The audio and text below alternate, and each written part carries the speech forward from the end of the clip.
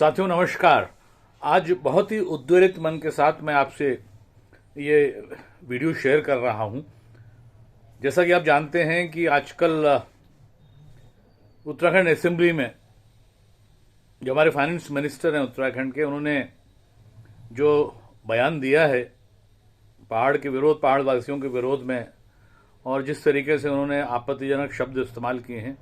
उसकी चारों तरफ से बहुत ही कड़े से कड़े शब्दों में निंदा हो रही है। लोग भर्त्सना कर रहे हैं और स्थिति यहां तक पहुंच गई कि उन्हीं के पार्टी के लोग, उन्हीं के संघ के लोग आज उसकी मुखालफत कर रहे हैं। लेकिन भारतीय जनता पार्टी में ये बड़ी अजीब सी स्थिति है कि चाहे उनका नेता कितनी बड़ी गलती कर दे,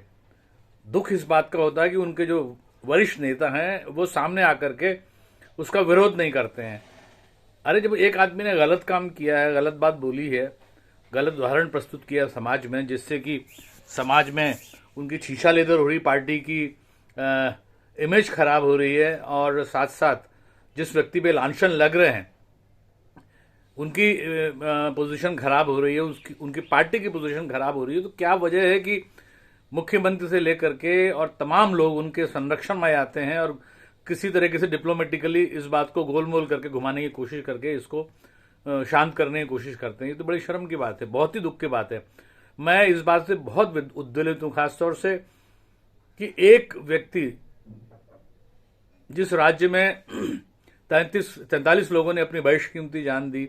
हजार लोग जेल की सलाखों के पीछे कैद हुए और इतना बड़ा संघर्ष उन्होंने चलाया, उसके बाद हमें कितने संघर्षों के बाद, कितनी मेहनत के बाद, कड़ी मेहनत के बाद हमारा ये सपना साकार हुआ, जिसकी पहले पीसी जोशी ने 1950-52 में ये मांग उठाई थी। अंततोगत्वा 2000 में, मतलब 50 वर्ष बाद इस मांग को हमने हकीकत में परिवर्तित होते देखा है। लेकिन आज बड़े अफसोस के साथ कहना पड़ रहा है कि हमारे प्रदेश के फाइनेंस मिनिस्टर बड़े छाती तान कर, बड़े गर्व से हमारे पहाड़ के लोगों पर आपत्तिजनक टिप्पणी करते हैं और साले पहाड़ियों को कह करके उनका उद्घोषण करते हैं, असेंबली में ये बयान देते हैं। कितनी शर्म की बात है। और सबसे बड़ी दुख की बात यह है कि माननीय विधानसभा स्पीकर, जिनका हम बहुत सम्मान करते हैं, बहुत आदर करते हैं, इसलिए भी कि उनके पिता बहुत ही सम्मानीय व्यक्ति रहे हैं प्रदेश के, और वो खुद एक सम्मानित महिला हैं और बहुत ही महत्वपूर्ण संवैधानिक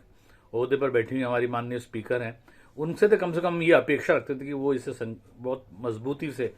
और बड़े गंभीरता से इसे लेती और इनके खिलाफ कार्रवाई करती। लेकिन बड़े अफसोस के साथ कहना पड़ रहा है कि कार्रवाई की बात तो दूर, जो बद्रीनाथ के लखपत सिंह बुटोला जो एमएलए हैं, विधायक हैं, जब उन्होंने इस बात को उठाया और उन्होंने इस पे अपना ऑब्जेक्शन रखा विधानसभा के भीतर कि किस तरीके से पहाड़ में जब वो बाहर जा रहे हैं तो उनका लोग विरोध कर रहे हैं कि कैसे आप असेंबली में बैठ करके इस तरह की टिप्पणियां जो आपके पहाड़ वासियों के खिलाफ बोली जा रही बर्दाश्त कर रहे हैं, तो बजाय उनको गंभीरता से सुनने के, उन्हें सुनकर उनकी बातों को मानने के, उन पर अफसोस व्यक्त करने पर, और या जो फाइनेंस मिनिस्टर उनके खिलाफ गंभीर कार्रवाई करने के बजाय उन्होंने लखपत सिंह बुटोला को कहा कि आप जाना चाहते हो तो बाहर जाइए। वो बाहर निकल गया असेंबली से। तो कितनी शर्म की बात है। मतलब एक तरफ पूरा पहाड़ है, पूरे पहाड़ की जनसंख्या है 1 करोड़, 1.25 करोड़ लोग हैं, और सारे देश की बात करें तो लगभग 5 करोड़ लोगों की हमारी जनसंख्या है, और उन्हीं के द्वारा चुना हुआ एक प्रतिनिधि इस तरह गंभीर आरोप, गंभीर आपत्तिजनक शब्द हमारी उत्तराखंड की जनता के खिलाफ असेंबली में खड़े होकर लगाए, तो ये मैं समझता हूँ कि ये डूब मरने वाली बात है। और आपको ये बताते हुए मुझे कोई गुरेज नहीं है कि ये पहला इंसिडेंट नहीं है। आपको याद होगा जब वो स्पीकर थे, माननीय स्पीकर थे उत्तराखंड विधानसभा में, उस समय उन पर आरोप लगे थे किस तरीके से उन्होंने